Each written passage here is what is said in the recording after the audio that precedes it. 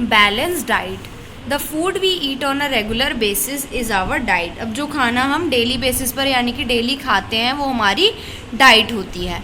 For growth and maintenance of good health, हमें अपने बढ़ने के लिए और हमारी हेल्थ को मेंटेन करने के लिए our diet should have all the nutrients in right quantities that our body needs. अब ये कह रहे हैं कि जो हमारी डाइट है यानी कि जो खाना हम खाते हैं उसके अंदर जो हम न्यूट्रिएंट्स लेते हैं वो सारे राइट क्वांटिटी में होने चाहिए, यानी कि जितनी हमारी ग्रोथ के लिए चाहिए हमें उतना कम से कम लेना ही होगा ताकि हमारी बॉडी अच्छे से वर्क कर पाए और ग्रो कर पाए।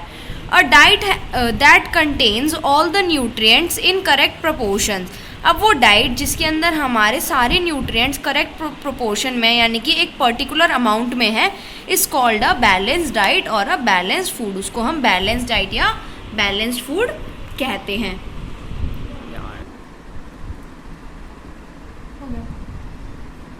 तो जो बैलेंस डाइट होती है बेसिकली क्या होता है, जिसके अंदर हमारे न्यूट्रिएंट्स के करेक्ट पोर्शन यानी कि जितना अमाउंट हमें खाने का चाहिए होता है उतना होता है, तो वो हमारी बैलेंस डाइट होती है।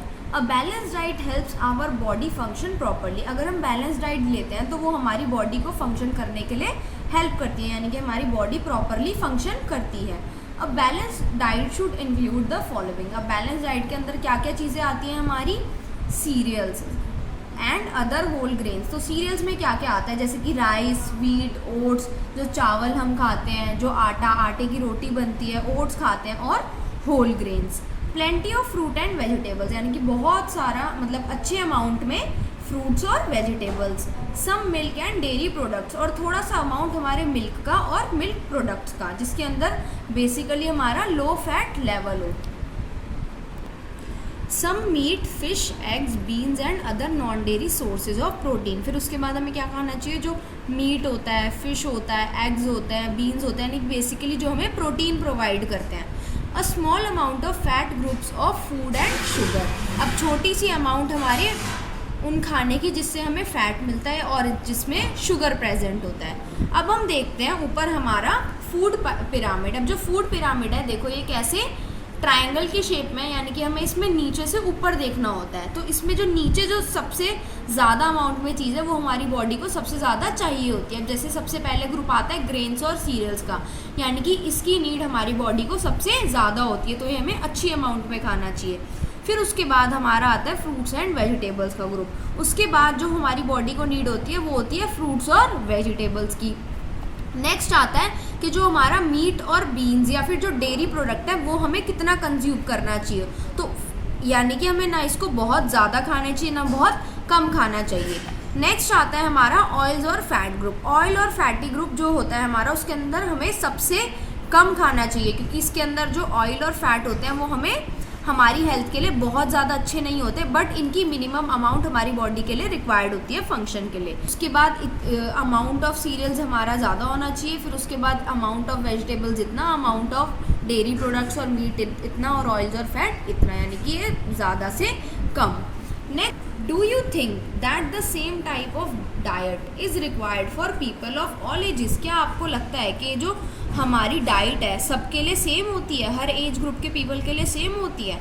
The diet of a person depends on several factors such as age, sex, physical activity and body condition. अब जो डाइट होती है एक पर्टिकुलर पर्सन की वो बहुत सारे फैक्टर्स पे डिपेंड करती है, जैसे कि उसकी एज क्या है, उसका जेंडर क्या है, वो फिजिकल एक्टिविटी कितना कर रहा है कि, और बॉडी कंडीशन। अब कैसे कि अगर सपोज कोई स्पोर्ट्स पर्सन है तो उसकी डाइट हमसे अलग होगी, क्योंकि उसको एनर्जी गिविंग फूड ज़्यादा चाहिए, उसको प्रोटीन ज़्यादा चाहिए, और हम लोग नॉर्मल है तो हमारी जो डेली लाइफ है उसके हिसाब से हमारी जो बॉडी की रिक्वायरमेंट है और जो फूड होगा या डाइट होगी वो अलग होगी। ऐसे ही जब कोई छोटा बेबी है, इन्फेंट है, या फिर कोई छोटा बच्चा है, उसका खाने का तरीका अलग होगा और खाने की डाइट अलग होगी, और कोई बीमार है तो उसके हिसाब से उनके फूड की डाइट अलग होगी। The diet of the growing children and pregnant women should have more protein rich food. अब जो बढ़ते बच्चे होते हैं, जैसे जो स्कूल गोइंग चिल्ड्रन होते हैं या जो कॉलेज गोइंग चिल्ड्रन होते हैं, उनकी डाइट और प्रेग्नेंट वुमेन की डाइट के अंदर प्रोटीन रिच फूड ज़्यादा होना चाहिए, यानी कि बेसिकली डेयरी प्रोडक्ट्स और हमारा जो बीन्स, मीट वगैरह होते हैं, एग, ये सारी हमारी ज़्यादा होनी चाहिए।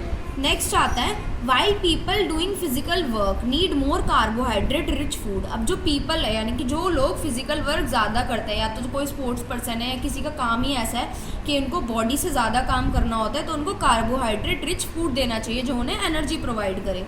Similarly a sick persons diet is different from that of a healthy person. उसी तरीके से एक बीमार आदमी की जो डाइट है वो एक हेल्दी पर्सन से अलग होती है। For a healthy life, a balanced diet is necessary, otherwise it may lead to dietary deficiencies। अगर हमें एक हेल्दी और एक स्वस्थ लाइफ जीनी है तो हमारी जो डाइट है, खाना है, वो बैलेंस्ड होना चाहिए, ताकि जो हमारी बॉडी है उसके अंदर डाइटरी डेफिशिएंसी यानी कि हमारे अंदर किसी भी चीज़ की कमी ना हो।